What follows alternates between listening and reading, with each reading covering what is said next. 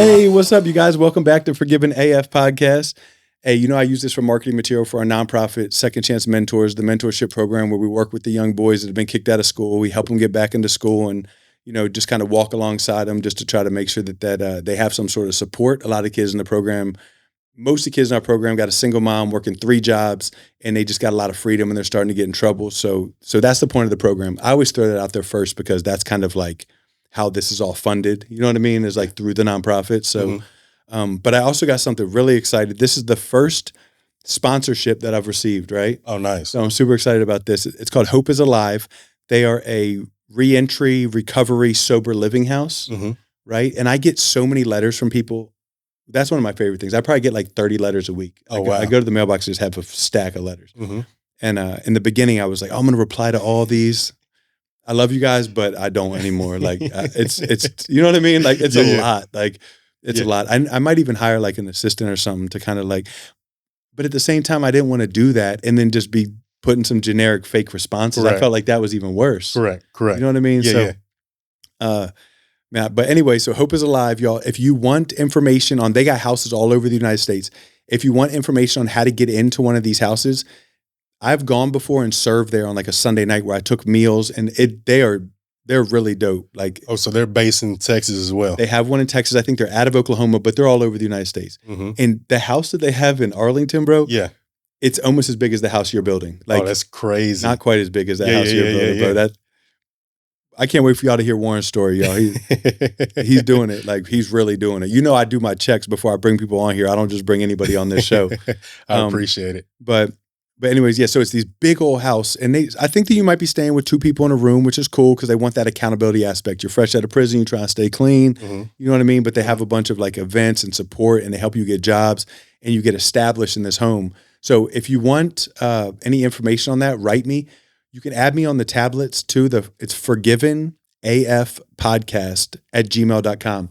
Put me on the Securus thing or whatever, and then just send me a message saying, hey, I want the Hope is Alive information, and I'll send that to you. I'll get you an application. But just Lance Lang is the founder of that program, Hope is Alive. And man, I'm super thankful for the sponsorship, you guys. Hope that I can, do it justice and get you guys some people because it means the world to me. But okay, back to the show. So Warren. Man. So check it out. So the first time I met this dude, right, you were like sponsoring that at the Green Jacket. The golf tournament. And I know you were sponsoring it. Correct. Or at least it seemed like it was your event. I'm not going to lie, because like it really did seem like it was your event. I really appreciate it. You had that whole bay. Everyone was around you. And I was like, man, who is this dude? Like, I'm not going to lie. Like, no, I don't mean in a weird way, but it's a good looking dude. Like, you could tell his teeth was, you know what I mean? Had teeth done, jewelry. I was like, man. And I just like, I'm not weird. You know what I'm saying? No. But I was like, man, there's something cool about this dude. I was like, I want to know what he's doing. That's just kind of my mindset. Correct. When I see someone that's doing something, I'm like, all right, I want to learn. What can I learn from him? Correct. You know what I mean? And that's kind of what I saw in you. And I don't even know who made the introduction, but you were cool right away. Like, I really appreciate that. Yeah. Man, I'll tell you what. And first off, I want to say thank you for having me on the Forgiven. Can we say that? Forgive podcast, man. It's truly an honor to be here. And I was going to bring that up, man. The very first time we met was at the Green Jacket. The event was actually hosted by Germany. Was Germany? Germany? Yeah. Germany is actually the owner of the Green Jacket. Yeah. Really, really cool dude. It's actually where I met John at. Oh, that's It was our cool. very first time meeting. So I met my better half and you on the same day. And I'll be honest, the very first thing that stands out when a person sees you is your presence. You're really, really nice, bulky guy, and you make a very great first impression. And even beyond that, the work that you're doing with the youth, your mentorship, your discipleship, man, it's really impressive. Thank you, bro. And if we can ever do anything, even if it's just picking up a phone to talk to a young person, please let us know. Okay? Yeah, absolutely. I really and I knew appreciate it. from right off the bat, I knew that you would be like that. You know what most I mean? certainly. I've been trying to get you on this podcast for at least 6 months. It's been at least 6 months. It's probably been closer to a year. Yeah, man, we're busy, and busy is good. Busy is good. Like we were talking about earlier, that busy, I have to stay busy. The idle hands, you know what I mean? Correct. They say, I know I start. Man, they say an idle mind is the devil's playground. Is that have what you ever it heard is? that? Yeah, that's okay. That's what I meant. So staying busy. And man, I have 8 kids too. So I'm always busy doing something. If it's not a business venture, it's pouring into my own kids. Yeah. And that's the most important. Most important thing. I have to, and it's kind of, but I have to make sure that my relationship with my son is on point before I'm pouring into, because if I'm over here pouring into these other kids, but my son's not getting what he needs from me, I'm just dropping the ball. Correct. You know what I mean? And you know what? I'll be honest. And I hate if I'm going off topic. No, I love it. For years, people been saying, "Hey, Warren, you need to mentorship, people that come from a background like you." But my struggle was this: I have so much children. I run a successful business. Where's the time coming from? And what I didn't want to happen is, "Hey, Dad, you didn't come to my football game, but you're here with somebody else." That's good, because they're still young people, and there is a sense of jealousy. Yeah. And I'll be honest. I love my dad to death, but when I was growing up, I felt like he was there, but he wasn't there. If you hear what I'm saying, I would go to the barbershop. Man, Warren, you had a great track meet. Your dad was in here bragging about you. Well, why didn't I hear that? Yeah, that's deep. So, bro. I didn't want to be that same father to my own children. I want to boost their egos and give them the tools that they need to succeed when they leave my house. Before I was doing it to others, if that makes sense. Yeah, no, that's really good. And I think we're saying the same thing. I mean, it even goes down to relationship with my wife. Like if my relationship with my wife is not on a good point and I'm over here pouring into others, correct. My first ministry, according to the Bible, is supposed to be my marriage. Oh, wow. You know what I mean? Like, and I'm not gonna lie, that's a tough one for me. Cause a lot of times I can let that fall to the wayside and think, oh, she's good. Correct. But that's not the way I'm supposed to handle it. I'm supposed to make sure she's good and then step into whatever. You know what I'm saying? Correct. And we're only human. We make mistakes. Yeah. I'll even say in my own home, it's been times, she's told me, "Hey, Warren, you're there for everybody else. Hey, I need that same support. Yeah. You're here giving people so much great business advice. What about me?" That's good. Because sometimes you think, "Hey, well, I handle all the bills in this house. You don't have to worry about things." But she's a person as well. I'm glad you just said that, because a lot of times modern masculinity as men, we think that, oh, bills are paid, I handle my business, leave me alone. But that's not what a husband or a man is about. You know what I mean? No. A husband or a man is supposed to, and it doesn't have to be a husband, it could just be a man, in a relationship. Right. We got to make sure that we're trying to meet the needs emotionally of the person that we're with. You know what I mean? Beautiful. Because it's really easy to just think, that macho, oh man, the bills are paid, you got a house, you got a car, get out of my, like. Correct. But that ain't, you know what I mean? What I will say is I've always been an intelligent person, but at times I was told I was emotionally ignorant. I didn't understand, it was right in front of me, but I was missing it. Yeah. And the thing is, we just did there's an app called Paired, which allows you to reconnect with your spouse. We were doing that. And you'll honestly learn that, hey, even though I'm laying right next to this person, there are things that I don't understand about her. And the thing is, I can't read your mind. You need to talk to me. That's so good. And man, I'll be honest, the way that I was wired, because it's how my father was. Hey, as long as I handle things, what is there to be said? Yeah. You know what I mean? And that's true. And sometimes I feel like my presence is enough. But it's not. Like, I feel like I'm always here. Like, I'll say it to him, but I'm always around. You know what I mean? Like, I'm here. But she's like, yeah, but you scrolling. Or like, you're on your phone. You're like, here, but you're not here. But in my mind, I'm present. So I am here, but that's not the same to her. Correct. She's like, put your phone down and look at me in the eyes and you know what I mean? We have different love languages. Yeah.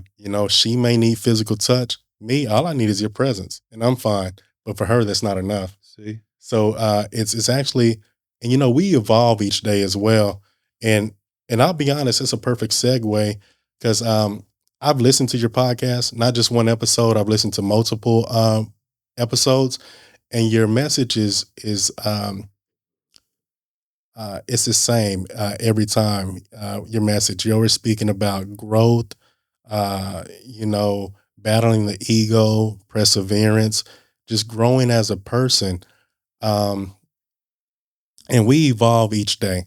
You're not the same person you were 10 years ago. No, not even. I'm not the Thank same God. person I was 10 years ago. So what I didn't want to get on here and just harp on, the negative things that we've done, because I believe if you keep bringing up the things you did in the past, sometimes you'll breathe life into a situation that God has delivered you from. And that's not what I wanted to do. That's good.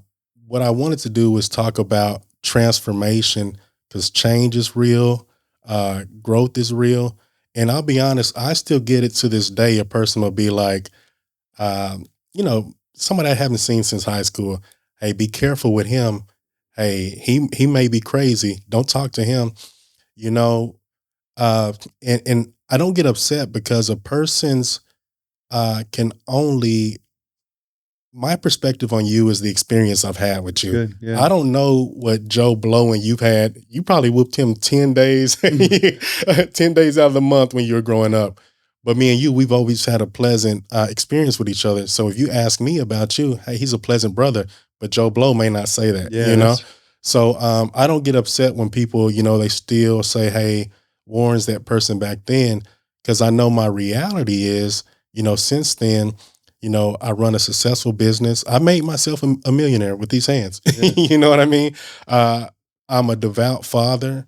I like to say that I'm a great other half, right? In our relationship. I like to say that I may be biased. I was the first African-American councilman in Crescent, Texas. I'm a United States Air Force veteran.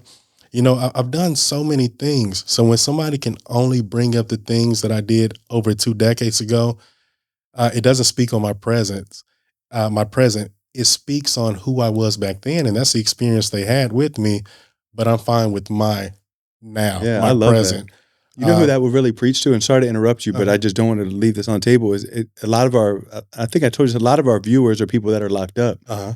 And so they're about to get out of prison, you know, Lord willing, they're going to get out of prison. And there's going to be a lot of people that are still saying to them, oh, be careful for, you know, little Johnny, or be Yeah. careful for Scott, you know, remember what he was like. Correct. And so listen to what Warren's saying, and like find a way to not take it personally and do these good things now, to where you can have confidence in who you are now as a person and know that you're a good person now. You know what I mean? Correct. And I'll say this, man, some of my best friends are people that serve time. Yeah. They give you the shirt off their back. Yeah. You know, and it's True. people that have never set a day in a prison.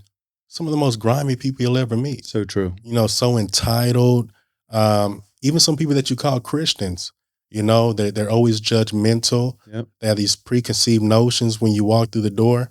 But some of the people that have served time, some of the best friends I'll ever have. I agree with that 100%. Yeah. So I would like to tell them, you know, don't be discouraged when you first get out. It may be hard. You will have people that have these preconceived notions about you, but sometimes you have to work so hard that your work is undeniable. That's so good. All the people that see you after you get out, let the work you've done or experiences with them speak on who you are, opposed to who you were before you sat down, because it's for rehabilitation. Yeah. You know, and if I've done my Man, time, you're preaching, bro. Yeah, you said some good things. I don't want to remember. I don't want to like forget them, but keep going. I really But they're good. appreciate that. If you've done your time, you said this was for rehabilitation. When I get out, I'm rehabilitated. So good. So treat me as such. It's so good. I want to hit something you said, like that time that you're locked up. It doesn't matter if it's 3 years, 30 years, it's rehabilitation. So like every day that I spent in prison, from the day that I went to prison, I did every day, like, how can this end up being something that I could use for my benefit? Correct. Like I took every parenting class. I got my associate's degree. I got 4 personal training certifications. I formed a relationship with the Lord. I had Bible studies. Like I worked out 3 times a day. I lost 100 pounds. Like, because I was like, you know what? What if I get out? Like I'm literally going to do every time like I'm about to get out of prison, because I wanted to make sure that it wasn't just a waste of time. That's beautiful. And I still I don't mean to get on this soapbox, but I still look at myself though, like I was that dope dealer, like I'm that dope dealer from 15, 20 years ago. You still look at still yourself? Sometimes. Why is that? I don't know if it's an insecurity. Sometimes I still think of myself as like a bad person. I think because of just like I spent from 13 years old to 26, 13 years in drug addiction, selling drugs, what, you know what I mean? Like getting over on people. It was all about me. But let me tell you this, man. You know what you just said you did while you were in prison? I can't name 10 people that have done that while they've had the freedom to do so opportunity out here. Yeah. So you should be proud of yourself about that. And I am, you know what I mean? Like I really am. And I guess, and thank you for saying that. Yeah. It just makes me realize, like, especially if you're watching this from prison, don't just waste that time that you're in there playing craps and, you know what I mean? Like literally, like do something good with yourself. There's write me. I'll figure out how to get. There's a couple girls from that. You were talking about how I went to talk to the girl prison. Yeah. There were some girls like, I want to be a personal trainer. Yeah. So I went to Amazon and ordered them the training book and sent it, and just sent it to there was like these 3 girls that wanted to be personal trainers. That's nice. It cost $20 or something like that. That's like, nice. Here's $60. It could change your life. Here, I'll do that all day long. Yeah. That's nice. You know what I mean? And I got a bunch of people that would also pour into that. So if there's something that you want to do in there, I gave you my email address. Like, email us, let us know what it is, and I'll find people that will help support you in it. That's beautiful. That's beautiful. But I want to talk about how you, real quick. Okay. I don't mean to interrupt. I want to talk about how you, your step into business. So I forgot about the military. So you got out of the military. Mm-hmm. How did you get into business? How did you get to how successful you are today? Because it's not just talk of success. It's not just like some diamonds around his neck. Like, you should see this house that he's building. It's big. It's like literally bigger than the whole building that we have here. It'll be one of the largest properties in Johnson County when it's finished. But how did I get into business? What I'll say is, when I first went into the military, the reason I went into it is because I was a troubled youth. And so we got a bunch of friends. Like, we already understood, hey, if we don't do something, we're either going to die, we're going to be in prison, or, we weren't going anywhere. That's what Waco is. If you've never been to Waco, Waco is, it stands for We Ain't Coming Out. And the thing is, you get trapped there. Rough. I've heard that. Yeah. And it feels like you get trapped in a certain mindset there. So a bunch of my friends, we got together and we're like, hey, we are going to get out. So we decided to take the ASVAB. And it was something called the buddy system back then. You got to go with somebody. Yeah. But the thing is, none of my friends passed it. I was the only one. No. Yeah. So I'm like, man, I'm just going to go ahead and go. Man, I had left Texas it was my second time ever leaving Texas, and I was scared. All you hear is these wars, things like this, but I knew I wanted more out of life. So when, I'm on the bus, I'm arriving at basic training. Soon as I get off, I carry myself a certain way. They're already yelling at me. Oh, I know your type. You didn't have a daddy. You just a punk. All this, they're ripping into me and stuff. And when I went there, before I went there. Were you able to handle that, or did you? Yeah, I handled it pretty cool. But before I went there, I thought I knew everything. Because I felt like I ran my little block, and I had the cool spot before I went and everything. So when I was going in there, I'm like, man, these dudes don't know me. In my mind, I'm thinking like, a young man, I'll whoop all these dudes. Yeah. You know what I mean? But it taught me a certain thing. There's a chain of command. Warren, even if you could go in there and whoop everybody, where would it get you? You know what I mean? Yeah. So it taught me how to first take a chill pill. You have to listen to somebody. There's a chain of command, and you don't know the entire world, Warren. This is so good, Warren. Before I went, man, I had only known my block. Only knew my block. But then when I went in, I got to experience the world. I got to see other things. It's funny. A guy was from North Dakota. He's at my house one time. He's like, Warren, if my parents knew I was here, they'll be tripping out. I have never seen a black person other than on TV. So we saw so many different walks of life. That's crazy. And it just, man, my mind was blown once I saw these things. And it taught me I had to learn how to manage money. When I first got in, I was married at the time, and there's something called BAH, Basic Allowance for Housing. But when most people come in, they're young, they're not married, so they stick you in the dorms. I was stationed at McGuire Air Force Base in New Jersey. They saw my rank and thought, hey, I was a single guy, so I didn't get my BAH. So they stuck me in housing. And when you don't get your basic allowance for housing, you don't make as an airman basic, airman first class. So man, for my first month, man, I was living I remember one time we go to Burger King, I don't have enough money to buy my wife something to eat. So I'm like, man, how am I going to figure this out? And it was only God, but it was a lesson, man. I had to learn, from being outside, as long as I had my big rims, that's all I cared about. Now I had to not only learn structure, had to learn how to manage my money. I don't know, man, it was so many life lessons. And by the time I got out, man, so many seeds were sown into me. I had learned so many new concepts. When I got out, I knew, hey, I'm not going back to doing the same thing that I was doing prior to getting in. So I moved to Houston, Texas, and I take a job at FedEx office. I was an assistant manager at FedEx office. But, man, I was living on the Katy Freeway. And if you've ever been in Houston, man, you can drive an hour in Houston. You're still in Houston. So, I'm on the Katy Freeway. I believe it's the largest freeway in the state of Texas. My office was 15 miles up the road, but it would take me 35, 40 minutes to get there just due to traffic. I'm like, man, I don't want to do this anymore. So then there's a job fair. Um, I forget the stadium there. They're doing a job fair at the stadium, and there's a young lady working for Geico. She's like, hey, we chop it up for a bit. She says, hey, you should apply. Now, uh, just so you understand how difficult it is to get this position, I got the position as an MDP. It was the Management Development Program for Geico. And how competitive it is, they say less than 1% of the people that apply get this position. I had to go through 8 rounds of interviews.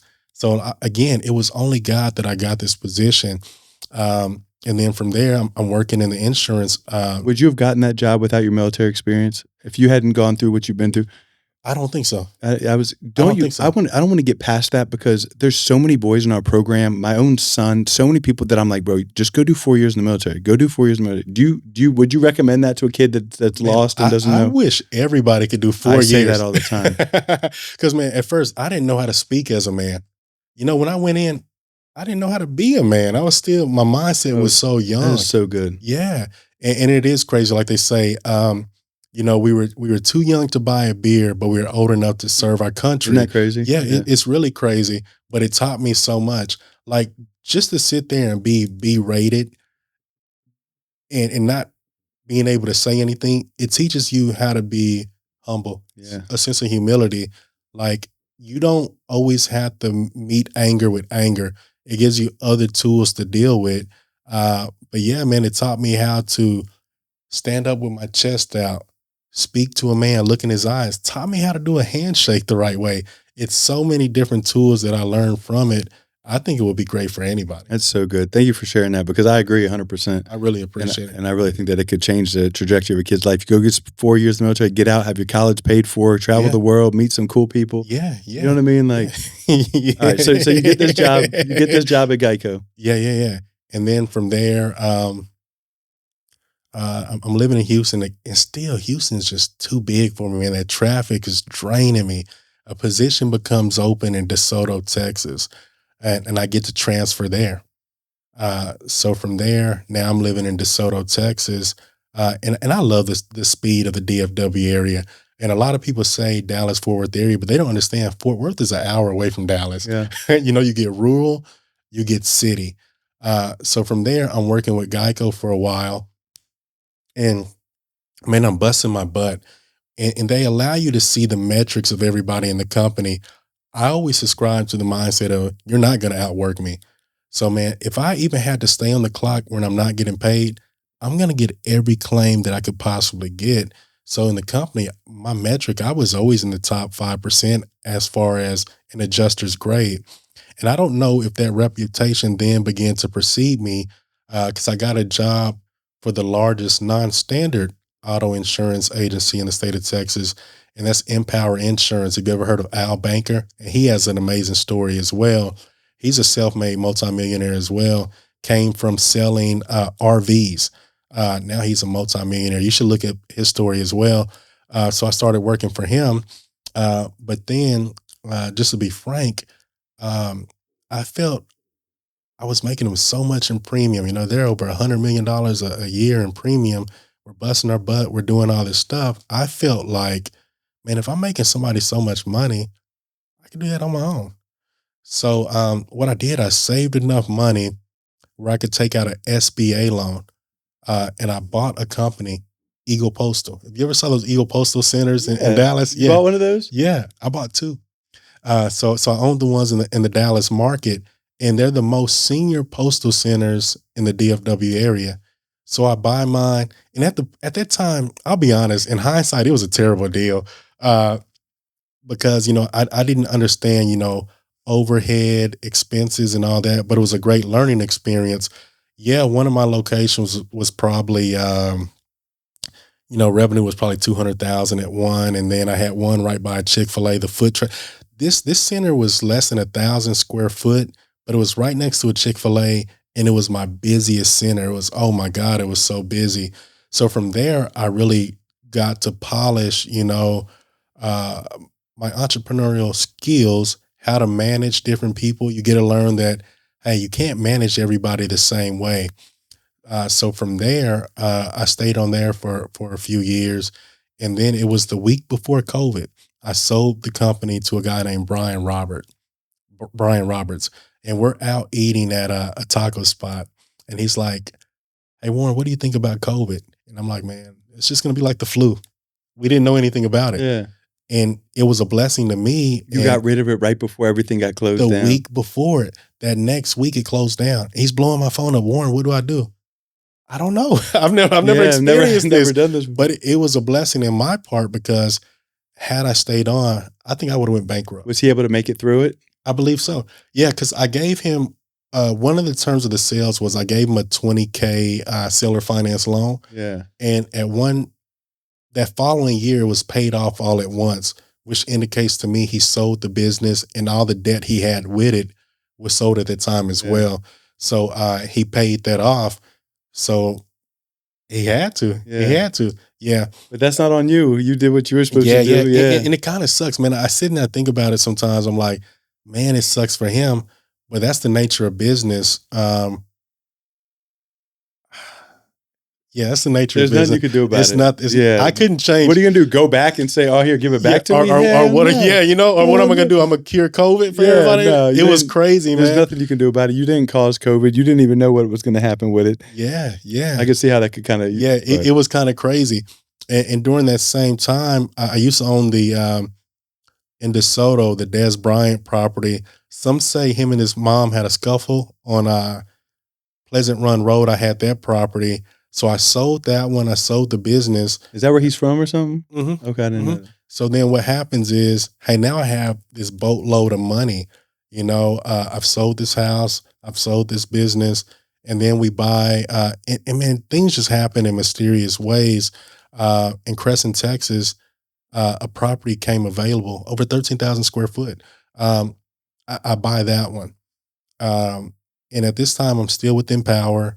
And also I'm a vet. So I'm getting compensation for being a vet. I'm getting compensation from Empower. And I've always been, they'll say this, Warren, you're the tightest person I know. If you've ever watched Everybody Hates Chris, have you ever seen that show? Yeah. The dad, he's so tight. He's like, man, that's 30 cents of green beans. Why are you wasting that? But I've always been tight like that because I've come from, man, when we lived in the first place I can remember living, the second, South Waco. We were living in South Waco with my grandmother. And it's like 4 generations of family in that house. So we didn't come from much, you know what I mean? So I was always tight with money. I knew, hey, this isn't something that's going to grow on trees. If I waste it, I don't have it. And then also in the military, I had experience when I didn't have my BAH. So I'm like, man, I have to be smart financially. So during this entire time, I'm just saving. I'm saving. That's a good lesson right there. Yeah. Oh, yeah. So then what happens is my current company that I own now, it comes available. Yeah. And it's crazy, man. There were so many doors shutting. I tried to go the SBA route. The bank didn't feel comfortable with it. I tried so many routes. Nobody would finance it. So I had to come out of pocket. But had I not been saving, I wouldn't be able to do it. And you would have missed that opportunity. I would have missed the opportunity. So there's something. I used to go to the Boys and Girls Clubs, and before you would get on the foosball table, they would say, stay ready so you ain't got to get ready. Yeah. So, man, I pride myself in always being ready to seize the opportunity when it comes.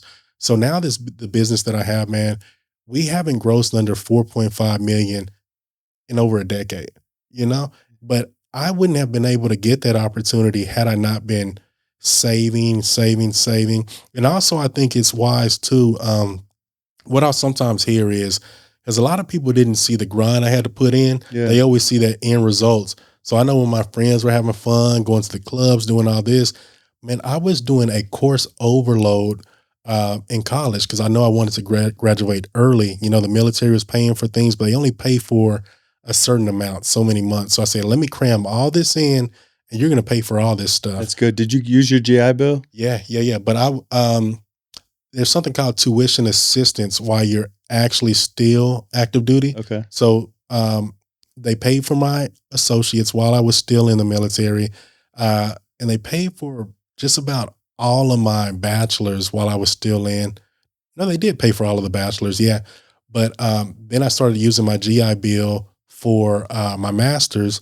And they paid for all of that. And also it paid for me to study at the doctoral level as well. Bro, hold on. Can I just say, I love the fact that, you know what I mean, that they would like stare you. There's no way that someone would look at you with your chains and your jewelry and be, you know what I mean? Like, and I mean that with all due respect. And be like, man, this dude's got a doctorate. Like, or this dude's got his master's. Do you know what I mean? Man, bro, I get stereotyped so much, man. It's funny. Before I bought my current business, I was looking at one based in the DFW area. And the broker just happened to be a black man. He tells me this. He calls me one day. He's like, Warren, the seller somehow found you on Facebook. And he's like, I would never sell my company to somebody like him. I'm like me? What was I doing on there? It's nothing other than you don't even black. do nothing. Like, I don't even do anything on there but joke. And then I was like, man, it left such a sour taste in my mouth. But I've started to subscribe to the concept of, you know, when one door closes, God didn't want you to go through there. It's like everything happens in his divine timing. It's like, hey, if you didn't get that opportunity, it's because you weren't supposed to get that opportunity. But keep working on yourself, because when the next one comes, that one may be for you. And that's what happened. Had I taken that opportunity, I would have been overworked, underpaid. And you wouldn't have had the money available for this opportunity. I wouldn't have. But, you know, right when those doors close, sometimes we find ourselves in a state of sorrow, or we're like, self-pity, feeling sorry for ourselves. Yeah. And for a few days I was like that. I was like, man, this dude doesn't know me. How can he judge me like this? And you know what the thing is? I could cure cancer tomorrow. It wasn't going to change the fact that he didn't like me because my skin color. Yeah. You know what I mean? So it's nothing I could do to change his mindset. All I could do is pick myself up and be ready for the next opportunity. And I'm glad God closed that door, because now man, that's good. yeah, right now, man, like we own one of the largest procurement companies in the state of Texas, catering through K through 12, higher education, state agencies, the federal government. Man, like right now, I'm getting paid and I'm sitting down on a podcast, you know? Yeah. So it's beautiful. It's made it so that I can live the life where I can pour into my children, I can mentor others. It gives me freedom. And I think the most valuable resource in life is time. If you could sell time in the store, everybody would buy it, 100%, right? Yeah. Time and health. Time and health. Yeah. Time and health. So man, I'm really grateful that I was able to do that. And I'll tell you one reason I think, like I said, I was married before, why that kind of failed is not only were we growing in different ways, I was so devoted to a job that would replace me had I got sick. I didn't have time. All I cared about was this big old paycheck. That's when I was with these insurance companies. But now what I can do is, man, I'm still getting paid, but I can pour into those that I love. That's good, yeah. And man, it's the most rewarding thing. Like, yeah, I made a lot of money in the past, but now what's more rewarding is, man, I get to go to Remy's and Ashton's football game. You know, when they made a touchdown, these are my sons. Man, they're looking for me. Yeah. Hey, did you see that? I'll never forget that when I came home from prison the one time my son made a tackle and he looked up at me and I was like, I started crying. Isn't it the most rewarding thing? It's the best feeling in the world. Oh, man. Like, can you imagine there's a lot of dads out there that don't even want to be there? Like, they don't even think that to themselves? I don't understand it, man. No. I can't fathom. How would you not want to be there for your son? I mean, either. And don't get me wrong, I was gone for 13 years, or I was gone for 7 years. Yeah. Like, I missed 7 years of my son's life.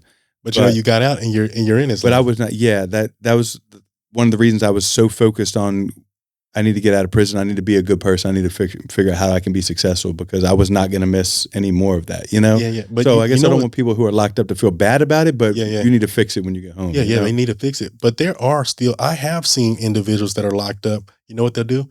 Man, here's a picture I drew for you. Oh, I wrote my son. I talked to him for 10 minutes a day. We got 300 minutes a month, 10 minutes a day. I call my son every day. See, you weren't there, but you were still present in his life. So I wouldn't use it as an excuse. Hey, I'm locked up. I'm not going to communicate. I'm glad you went there. Send pictures, do all this. I'm so glad you cleaned that up for me, because that's so true. Just because you're locked up, you can still be present in his life. It might be a voice that you know what I mean? Yeah. Because there's a bunch of kids in the program. There's one kid whose dad lives in Waco. His dad has told him every weekend that he was coming for like 6-7 months. 8 came one time. Oh, wow, man. That's insane. Yeah, it just blows him off. Like, yeah. And man, I've seen so many fathers like that. Because, man, what it is, people feel like they're going to miss something in the now if they spend time with their kids. Man, I'm going to tell you this. Those same people in those clubs going to be there next week. Man, who cares? Yeah, who for real. Cares? Who cares about that? Like I even see at this point in time, like I say, how, people will judge me from my past. Man, if you were able to get a time capsule and go back and meet the Warren of 20 years ago, it's nothing like who I am now.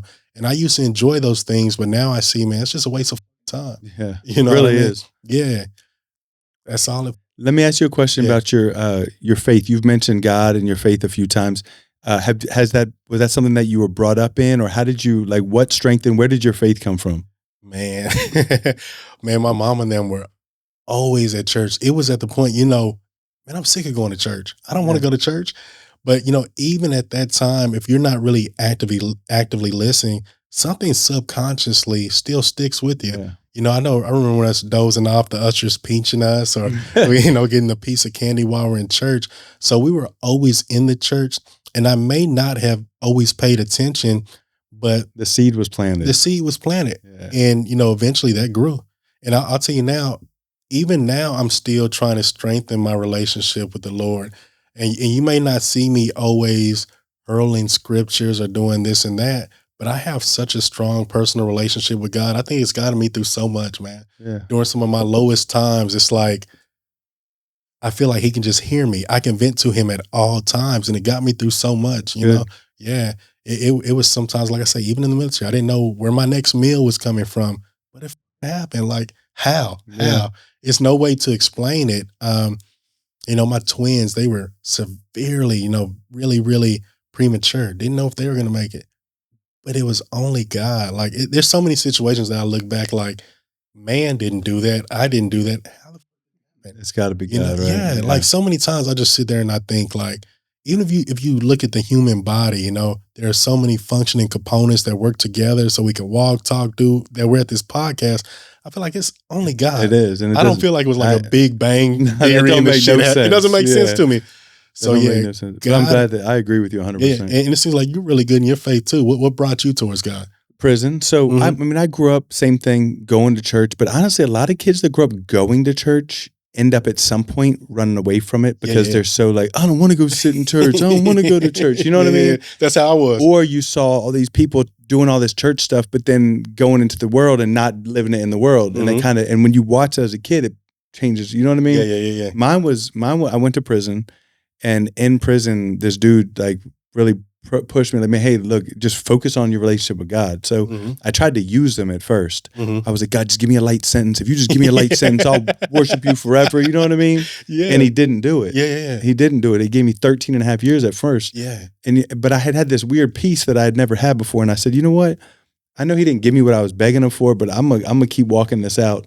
And then I've just continued to just grow, to build it. And like, but I've had God talk to me before, bro. Like, you could hear him. I mean, audibly, the world is so noisy that we don't hear God. It's true. And I was actually out by myself. I was drinking again a little bit, and I was smoking a little bit of weed, and I knew I wasn't living right. I was depressed, and I was like, God, like, what is it? Like, why can't I get to like where I feel happy? And I just want to, and like someone was standing right here, get off of everything and rely on me. I audibly, I swear to God, like he told me, stop trying to, because I would go to anything to change the way I feel. Oh, I take my Adderall, I'll drink a beer, smoke a joint, like anything to change the way I felt, because I'm uncomfortable in my own skin. Yeah. And he said, Sean, put everything up. And I didn't do it right away. Yeah. It took me a while. Like, I'm only like 3 or 4 months completely sober now. Yeah. But when I do it, bro, God, like, bro, when I am obedient to the Lord, he just blesses me in ways that don't even make sense. Yeah. Like, it makes no sense, but it's only from him, because I call it like, God winks. Like, he winks at me like, bro, I told you to do it. Look, I got you. Like, I got you. You know, yeah. Man, it's something you touched on that was really dope, man. You're like, he didn't give me what I wanted right away. Yep. And like you said, you were using God. I tried. Like, if you do this, then I'll do this. Yeah. Like, it's so many people that try to bargain with God. Isn't that funny? Yeah, it's funny as hell. But like, I feel like we should even praise him in the times we don't need him. 100%. Like, how would you feel if somebody only talked to you when they needed something from you? You really know what it's like. Yeah, I know what it's like. Like, man, like, when I see you calling, I don't even want to answer it. Now, what if God was like that? Hey, you only talk to me when you want something. That's so good. I see you calling. I'm not going to answer that. That's so good. Yeah. But he does still. That's the thing. You know what I mean? It's crazy. But you're 100% right. Could you imagine if, I mean, you got your friends that only call you when they need something? Yeah. Like, man. And those are calls I don't want to answer. Nah, but God still answers them. You know what I mean? He's like, I'll take whatever I can get from you, son, because I love you. I love and you. He loves every single one of us beyond measure, the same amount. There ain't no person that He likes more. There ain't no skin color He likes more. There ain't no nothing. Too. Like, there's nothing you can do to make God not love you. Like, and I know that sometimes it doesn't make sense because like, well, how did this happen to me? How did this happen to me? But, you know, God doesn't, you know, that sin came into the world. You know what I mean? Like, the world's fallen. The world's evil. The devil's in this world. Like, there's demons and, you know what I mean? Right? Like, isn't it crazy? I believe all that stuff. Like, I do too. Man, I'll be honest. You've been a really motivating factor to me, man. Like I say, I watched the podcast. Man, like I was just telling, hey, man, I need to get more into mentorship because, man, this world is evil. It is. And we need people that have gone through it just to show them, like, man, there's so many people that reach out to me. Hey, bro, I remember when you was living in your car. You know what I mean? Man, it's amazing what you're doing. Keep showing people what you're doing because it motivates us to let us know that we can do the same thing. Yeah. Because even though I do consider myself intelligent, I'm not the smartest. I'm not the best looking. I'm not the top of anything, but I'm excelling in my lane. That's so good. Because I will outwork anybody. They say hard work beats talent when talent doesn't work hard. That's so good. Yeah, so that's how I bring it, man. Hey, I may not even know this. I'll speak confidently on this. You may think I know it, but I'm always trying to sharpen my tools, polish myself, just learn new skill sets so we can progress. That's good. You know what I mean? I love that. And people got to have that mentality. So a lot of kids in our program don't have that. A lot of kids nowadays in general want it right away and easy. Yeah. You know what I'm saying? They don't even want to have to put down their iPad or their phone to get to it. When we were growing up, we had the VHS tapes and stuff. You had to rewind it all the way back. Now you can just click on it. I can watch what I want when I want. And that's how they're starting to. But the problem is, that's not going to get them nowhere. Like, they're not going to get to the level that you've gotten by doing all this. Let me learn this. Let me go to this. Let me take this class. They just think they just got what they got and they think that they're going to grow with that, but it's not going to work. It's not going to work. That's why I love seeing, like, and also, like, and I can talk race with y'all. Like, all day long. I love seeing a successful Black man that's got swag and then is building these. And don't get me wrong, there's tons of successful. I don't mean for it to sound weird, but I mean, like, in a way, to still have the jewelry on and just, you know what I mean? Well, and to show his family with him. At first, I was self-conscious, man. I was like, man, I have to go in there talking a certain way. I have to dress a certain way. And then I hit a point. I'm like, I'm not being true to myself if I don't come in there as I am. Now, if I can be your top performer, but you can't accept what I look like, I don't want to be there. That's good. So that's when everything switched on for me. I'm like, and now it's like, I'll go in with a big chain. I'll do all this stuff. And the one thing they won't be able to say is, hey, he came in there. He was unprepared. He didn't know the terminology. He didn't know what was going on. Because I'm going to do my due diligence. I'm going to come ready. So I hope you are as well. You know what I mean? I love that. And I wish more people were like that, man. It's such a, I don't know, like, well, when we were growing up, it was a lot harder now. I know people would judge you from your sexual preference. If you have green hair, if you're cross-eyed, your teeth aren't straight. Now, who cares? Who cares? It doesn't matter. I'll even, man, and I'll even take it back to church. It's funny, man. One day I go into church. They say, come as you are. A dude whispers in my ear, hey, you want me to get you some slacks? Not knowing, man, I'm pretty well off. Yeah. But the only thing he was concerned about in that church is if I looked a certain way. I'm like, bro, you're here for the wrong reason.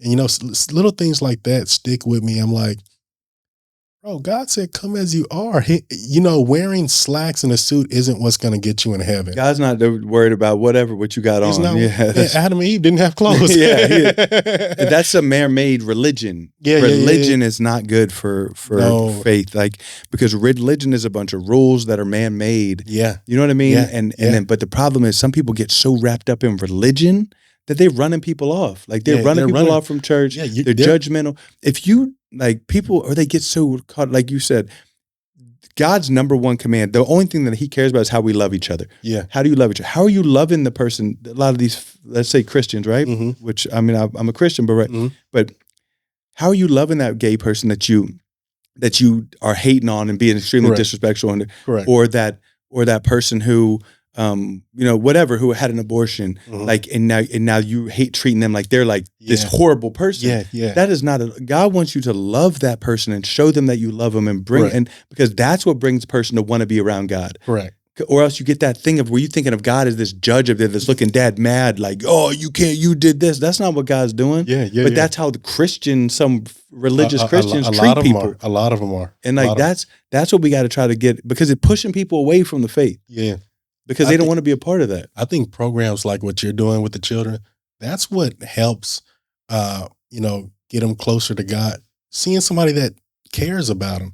Like, I'll be honest, like in all my time in the church, I had never seen a pastor go out and minister to those in the street, give food. I'm like, you're not ministering to the people. You just want to look good in this pulpit. Good. But like people like you, that's real ministry. You're bringing people in. Some of those kids, like you said, the one guy, child from Waco, his dad is always saying, hey, I'm going to come. He never comes. Yeah. You're probably the only father figure that he truly has. Well, think about this too, and I'm glad you went there, and thank you for saying that. But a lot of times we talk about God, we talk about the Father, the Father, the Father.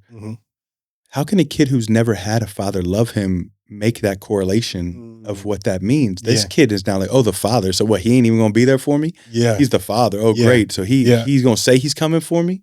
You see what I'm saying? So like that's what we got to try to find a way to bridge that connection, because a lot of these young men in our program, and I said I'm not talking black, white, I'm talking any nationality, have dads that are not around. Correct. And then we're wondering why that kid can't correlate the love of a father. Correct. You know what I mean? Correct. Like, and that's something that that would be hard to deal with. Like, I wouldn't even know. I'm not sure. Luckily, I did have an amazing father. You know what I mean? Let me ask you this. What brought you to mentoring the youth like that? So I had been out of prison for 3 years. I opened a gym. The gym was doing well. And this cop, Robert Walsh, he was the homicide detective, was like, hey, man, I'm going to a Turning Point, which is where the kids get kicked out. He goes, will you come over there and tell them about your story? Yeah. And I was like, well, this is the first time anybody asked me to do anything like positive like that. You know what I mean? I'm like, you want me to go? I'm like, oh man, like, okay. But like, I was so dope, and like, I was a drug dealer, and like, you know what I'm saying? I was a womanizer. Like, you want me to, yeah, man, I want you to come tell your story, man. I'm really proud of where you're at. So I go, and there's 33 kids. I'll never forget this. There's one white kid, a bunch of Hispanic and black kids. And bro, they're like, man, be careful with them kids at Turning Point. Yo, they're rough. Man, these kids were they were asking the best questions. They were so engaged. You could tell like they were thirsty for knowledge, right? Yeah. They were so respectful. And at the end, the counselor's like, and I'm talking about, mentors and how important, and the counselor's like, how many of y'all have a father figure or role model in your life whatsoever? 3 kids raised their hand. Oh, wow. I can tell you, I drove home and I was crying, bro. I was like, man, I can't even imagine that. Like, I said, all right, God, I know what you want me to do. And then that's when I started the mentorship program. Oh, wow. Where I started going to these schools where the kids have been kicked out. And, because a lot of these kids that have been kicked out of school, they got a mom working 3 jobs to pay the bills, doing everything that she can. But the kids got so much freedom, they run in the streets, they get in trouble, they ain't got no one on them, no one's checking their report card. My grade, if no one was ever saying, Sean, let me see your report card, my grades would have been, I wouldn't have even cared. You know what I'm saying? So now they got us. Hey, let me see that report card. Oh, that's you know what I'm saying? Hey, let me see accountable, right? What's your attendance look like? Yeah. Did you do your community service this month? Yeah. Like, I make them do all this stuff. And then twice a year, I buy them a pair of Jordans. Oh, nice. So that's why you see on all the, you know what I'm saying, all the Jordan stuff. Like, if you look out, there's Jordans all over. Like, everything is Jordans in this place. And so that's the point behind the shoes thing. Yeah. And then I get people who don't understand the culture, and they say, Sean, these kids don't have shoes? Why are you buying them shoes? Like, I'm like, you don't understand what a pair of brand new Jordans would do to a kid's attendance. Yeah. His confidence. Yeah. You know what I used to judge people by their shoes right off the muscle. Now I'm not as bad because I'm on roofs all the time. I got like dirty. These are my outside work shoes. Like, But bro, I used to be able to, like, I swear I could look at your shoes and tell you so much about it. And I still can. Yeah. You know what I'm saying? Right? But but I can look at someone's shoes and I can be like, I can tell you about a person. Yeah. And a lot of times it's stereotyping. A lot of times I was wrong, right? I was wrong a lot. But I thought I could tell. So, and that's the same way with these kids. When you put a brand new pair of Jordans, and I'm not talking about some like mall Jordans, we go get them retro Jordans. Retros. Like, we know it's a $350, $400 shoe. Bro, they can't wait to get to school to show they want to show them things off. So their attendance got better. Their confidence got better. Like, you know what I'm saying? And you seeing this kid now, his head's walking a little bit higher. Like, bro, that to me, I could cry right now. That means the world to me. That's so dope. It's to funny, take a kid and just tell him about Ja. Tell him what he wants for his birthday. Like you were speaking of what it does for a kid. Yeah, her son, he's not even 6 yet. He's like, Warren, for my birthday, I want some Jordans. See? So it does so much for a young person. Like for us now, And they like already shoes know are, it. Yeah, yeah, I actually used to care a lot. Now I'm like, I don't care I now. got a room full, a whole bedroom with a whole wall full of shoes, Yeah. and I don't wear none of them. I pick up some old Air Maxes on, like I for real, like it's it's changed to me. But I can even remember being in high school, man. I remember I made my first $1,000. I went to Big T's. You know Big T's? Yeah. Man, I'm buying all these knockoffs, but they were Jordans to me. You know what I mean? Yeah. And I felt so good when I went back to school. You know, I got these knockoff nines. They can't tell they fake, but I'm rocking them, man. I've had some fake. You had some too? Yeah. I still got a couple pairs of like the off-white ones that are knockoffs, bro. Like, I got a pair of Travis Scotts that are knockoffs. They're knockoff. Hey, no one can tell, and I paid $150, and they Look think I paid $1,200. They don't think I got fake shoes. No, for real. You know, this is what they say, man. That's funny. You know what the ism is, right? The ism is basically like your swag. You know, like for example, like they say, it's not about the clothes; it's the person that has them on. You know what I mean? So it got to be in you, not on you, type stuff. That's good. So you rocking those knockoffs, they'll probably look better on you than they are from that person that actually spent $1,200 because you got the ism. It's you know that's good. I never heard of it. Is that a new kids terminology? No, really, man. If you ever heard like Don Juans and pimps talk, they'll tell a woman, hey, you got to respect the ism, his aura. You have to respect it. Yeah, that's what it is. Yeah. Hey, I normally prep people for this, but I'm gonna throw it out there to you. If you could go back and give, like, let's say one of our kids in our program was 16 years old, or it could be, 16-year-old Warren, right? Mm-hmm. Like a couple pieces of advice that you wish you would have known when you were 16 years old. And think about it for a second, because you ain't got to, you know what I mean? But I always like to ask that, and normally I tell people beforehand so they can prepare that. Like I just kind of put you on the spot with it. But what would I tell myself at 16? You could give yourself any piece of advice. Man, excuse my language, but what anybody thinks. That's I used to be a people pleaser, man. I still am. Are you? Man, you got to learn how to say no. It's one of my biggest struggles. Yeah, man, that used to be me too, man. I wanted to save the whole world, but know what they would do?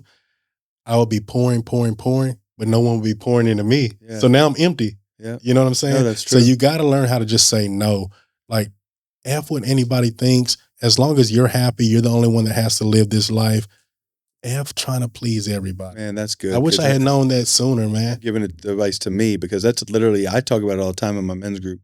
One of my biggest struggles, I'm just so, like, I can meet someone, and for some reason it seems like they don't like me. Yeah. And bro, like, I can't. You want them to like you, right? Yeah, like I'm messed up about it. I'm like, what did I do? Why do they not like me? Like, I'm blue. Like, I can't figure it out. And then I lose sleep over it. Like, it bothers me. Yeah. See, like, remember I was saying the guy didn't want to sell me a business because I was black? Yeah. At that point, it didn't bother me because I had experienced it so much. And it's like, why lose sleep over something you can't change? You know what I mean? See, I would have felt like I needed to find that dude, and not like and be gangster about it, but like and be like, hey, look, like, hey, this is you don't know me, you don't understand that I'm actually like. I would have felt like I needed to explain myself. Man, one thing I'll say, because I've dealt with stereotypes, prejudice things my whole life. The thing is, you'll never change their ideologies because that came from somewhere. You just don't wake up that's prejudice. Yeah, it's tough. Yeah, and a 20-second conversation with me isn't going to outdo unwrite 20 years of what you've been learning. You know what I mean? So sometimes they say ignorance is bliss. Just let him, if that's what makes him happy, let him have it. Yeah, because I'm not going to lose sleep on it. Because, for the one person that hates you, there's 100 that love you. Yeah. You know what I mean? That's and so sometimes what we do is we'll focus so much on the people that didn't like us, and we forget about, well, you have a whole village over here of people that love you. Pour into these people. I didn't say give me advice, Warren. I said a 16-year-old kid. No, because I needed to hear that part too. I'll get stuck on the person that don't like me. Yeah. And now I'm pouring into something that's not catching it when I could be pouring into something over here that does. Man. And I can only speak on things that I've experienced. I'll never tell you anything wrong, but that's something I've learned in life is, who gives if he doesn't like me? There's 100 over there that do. Let me pour into them. And you know what? Sometimes what happens, that person that didn't like you, he'll come back around. He'll see what you're doing over there. Oh, they're having a good time with Sean over there. I wish I could be a part of that, but I know I can't because I've already off. Set me. Yeah. I've already so you hurt him more with your success and what you're doing than you would benefit in trying to make him like you. Yeah, you won't change that good. person. That's Yeah, good. yeah. That's good because then I find myself sometimes trying to people please and just trying to, and I not sometimes, all the time. Yeah. And that's something I still like. So I'm glad you said that because I needed to hear that myself. Man, I really appreciate it. You know what I mean? Bro, thank you for doing this with me. Nah, thank you for having me. We probably gonna man. have to run this back and maybe do another one. You Real know what talk. I mean? Man, I'll tell you what I really want to do, man. I've seen what you've been doing with the kids. I like it if her and I could have an opportunity to pour into them as well. Even if it's, hey, we select, one of your 16-year-olds, hey, at the end of the year, so all the burden isn't on you. Let us buy a pair of shoes. That'd be cool. Or let us do something for them. You know what I mean? Because I swear I think back, man, young Warren, all the BS I went through. And I just wish I had that one person. Because like you say, I didn't even have that person that's, well, are your grades good? I didn't have it. I wish you would come and talk to the boys. Like I could get them together here. We get I got 16 boys and come and just spend 30 minutes talk to them. Yeah.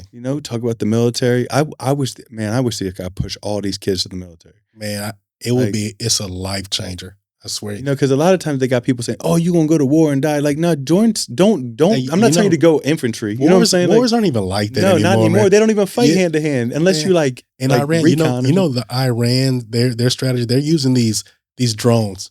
Yeah, they have all these drones. We're using these Patriot missiles and stuff, and we're killing a lot of them. But their tactic is, hey, for each time the U.S. Shoots one of these Patriot missiles, it costs us millions of dollars. However, we can construct this drone for $13,000. The financial impact of the war is going to hurt the U.S. a lot faster than it's us, because we can construct these drones all day long. You see what I mean? So wars aren't just, well, who kills more nowadays? It's, hey, how can I cause financial strain, or even like closing the Strait of Hormuz? You know what I mean?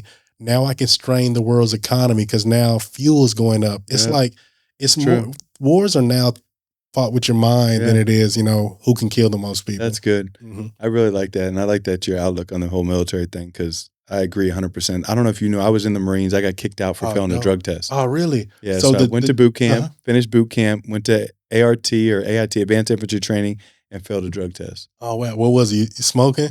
I wish it was just that. I was trying to stay awake while I was drinking. It was cocaine, but yeah. They didn't let me. I tried to fight it. They didn't let me. But that was just one more of my down. Like drugs and alcohol caused a lot of misery in my life. You know what I mean? Mm-hmm. Well, let me ask you this: if you could tell your 16-year-old self something, what would you tell him? Man, no one's ever asked me before. Mm-hmm.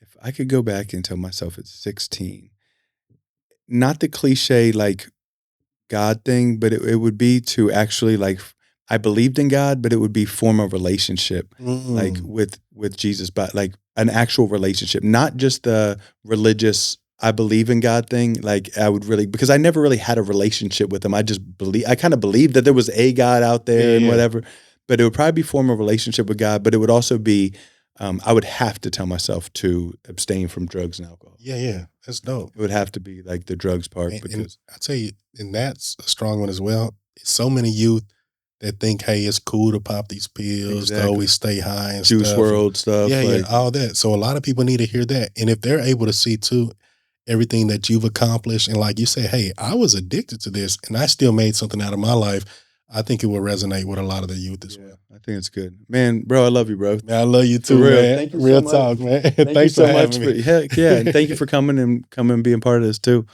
I guess that's it, bro. We'll get some clips made up and you know what I mean? Mm-hmm. We'll go back. We'll get both of our editors to do what they do and we'll be able to put this out there. But y'all, remember, if you're watching this, that you're loved and you're forgiven and there ain't nothing you can do about it.